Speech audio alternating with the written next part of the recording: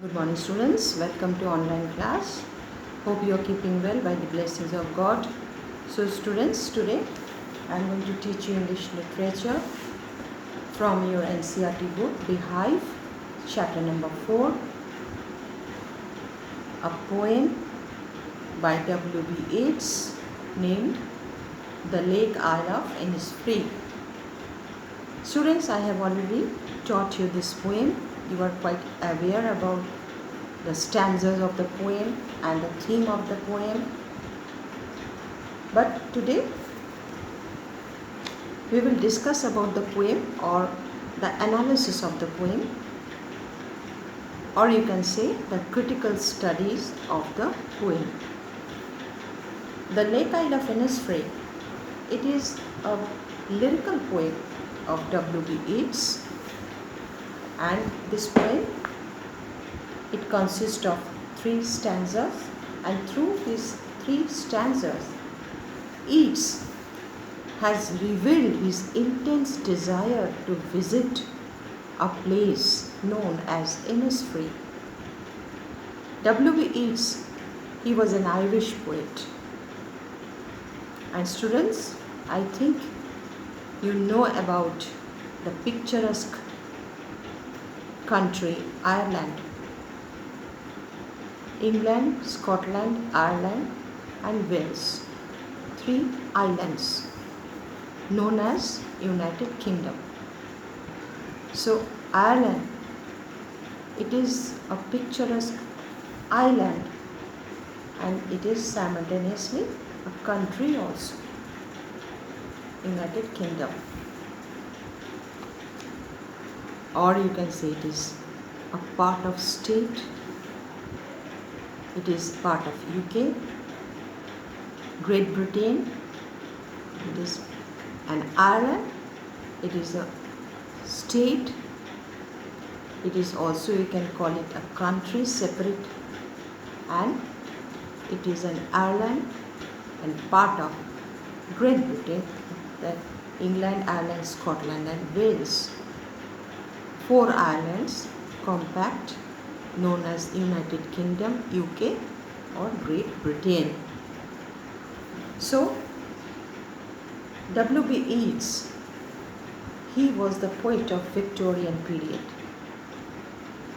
And Victorian period, guys, you should know about that it was the period of discovery.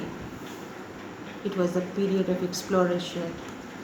It was the period of technology, science. It was the period of literature. Many scholars, many thinkers, they emerged during that time. Scholars in the field of literature, scholars in the field of science. 19th century England, known as Victorian period. And in the field of English literature, we find many remarkable authors and poets during this time, during Victorian period. So W.B. Yeats, he was one of the renowned poets during this time, Victorian era. So here, the Lake Isle of Innisfree, it is one of the finest poems of W.B. Yeats, in which he has revealed his intense desire to visit a place known as Innisfree. And because he was an Irish and Ireland is a picturesque place, that is one of the factors that he was wanting to visit Innisfree. Guys, there is a controversy regarding this place Innisfree. Some critics, they do say that W.B. Yeats, he has mentioned an imaginary name Innisfree, known as Innisfree. But many people, they say that there is really a place on the shore, that it is on the seashore a tranquil place. Tranquil means calm and quiet place, a tranquil place known as Innisfree, where the poet he used to visit during his adolescent stage when he was a boy, or you can say not he was a mere child, because he can remember now, he can recollect each and every aspect of the place. That is why critics they do say that once he used to visit that place when he was a boy or he was an adolescent, so he wants to visit that place once again after a long span of time, because it is a long gap he has not visited the place. And now he is in London. Still London is a capital of England, and he is in England when he writes this poem. He wants to say that he wants to escape the crowded place, London. He wants to escape the hustle and bustle, the noisy place.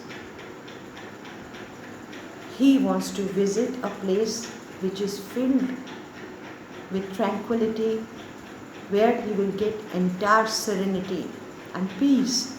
And that is why he imagines to visit Innisfree.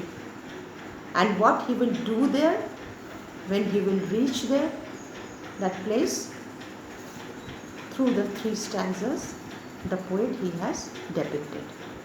So guys, I am not teaching this poem. This is a critical study or analysis of the poem, that what was the state of the poet or mental state of the poet when he wrote this poem.